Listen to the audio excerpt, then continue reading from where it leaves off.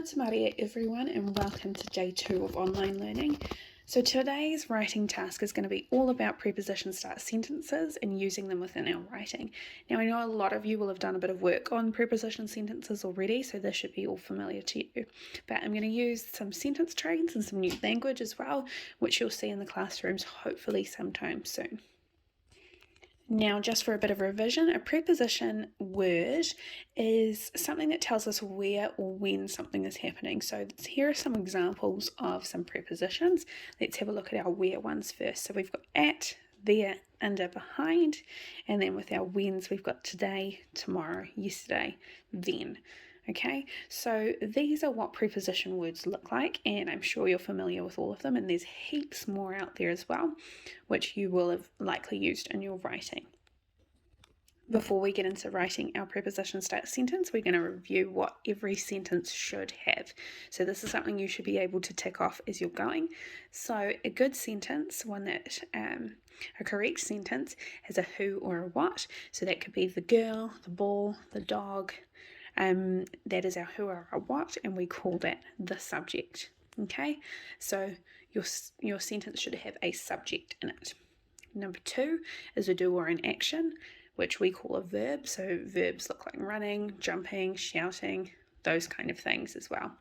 And 3, your sentence must make sense. So this is easy to figure out if your sentence makes sense or not by reading it out loud to yourself or out to a friend or family member, and they will be able to let you know if it sounds like it flows or not. So now we're going to start with our preposition start sentence. We're going to start off by actually creating a simple sentence first. Okay, so a simple sentence just has one idea in it, and it has the who and the do. So let's get started. So I have chosen to start with the what. Okay, so I've chosen a what, which is the moon. So the moon is my subject, and to represent my subject I have the red train. So this is the front of the train, and this is what I start off with. The subject always goes in here. Okay, I've also brought in my yellow carriage here. Our yellow carriage is for our verbs, so I'm going to put my verb next to my what. So I've got my who / what and my do. So this makes a sentence. Let's read it to see if it makes sense first. So the moon shone brightly. Awesome. I've got my who, I've got my do. All I need to do now is add on my punctuation. So for a simple sentence, all I need is a full stop, which goes at the end over here. Okay, this is a bit boring, and we want to elevate our sentences a little bit, and one way we can do this is by adding in a preposition.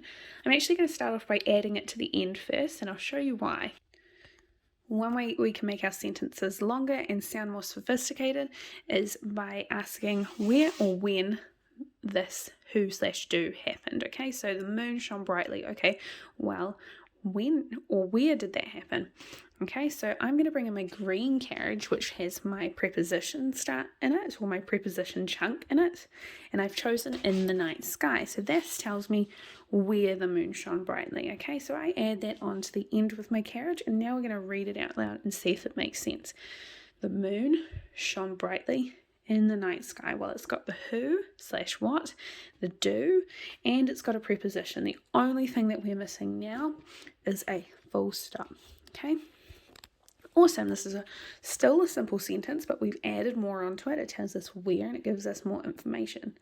However, what we're going to do is we want to make this a preposition start sentence. So we're going to move a few of the carriages around and see how that works. Okay, so a preposition start has a preposition at the beginning. So I'm going to take my green carriage within the night sky and pop it at the beginning. And then I'm going to think about, maybe I could pop my carriage back here, because whenever we do a sentence, we have a who / what in it. So in the night sky, the moon. All right, and we now need to add in our do. Okay, so I'm going to add in our do, the verb shone brightly. I'm going to pop it in the end here. Okay, and we're going to read it out loud. In the night sky, the moon shone brightly. Awesome. So I've got my preposition at the start, I've got my who, I've got my do, and all I need now is to add in the punctuation and correct my capital letters. So at the beginning of a sentence, I need a capital, so I need to change my I to a capital I. you need to take this and make that a lowercase.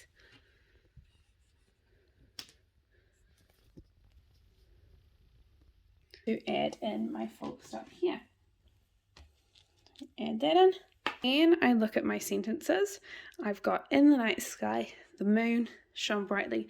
I need to add in a comma to my green carrot, in between my green carriage and my red carriage. That is because this red carriage here is going to come and derail this green carriage here. And the only way to stop that is by adding in a comma, and it acts like a coupling. So now that that's coupled on, it stops it from crashing into it and derailing the carriage. Now, another way to think of this is if the subject does not appear at the beginning of a sentence, and we've got something like a preposition in front of it, there always needs to be a comma before the subject, okay? So let's read our sentence out now. In the night sky, the moon shone brightly. And we've got all our correct punctuation in there. We've got all of our who's, our do's, and it makes sense.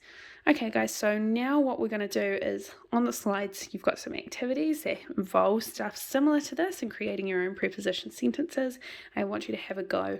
Come back to this video if you need to, just so you get familiar with the terms of subject and verb and preposition and the characters.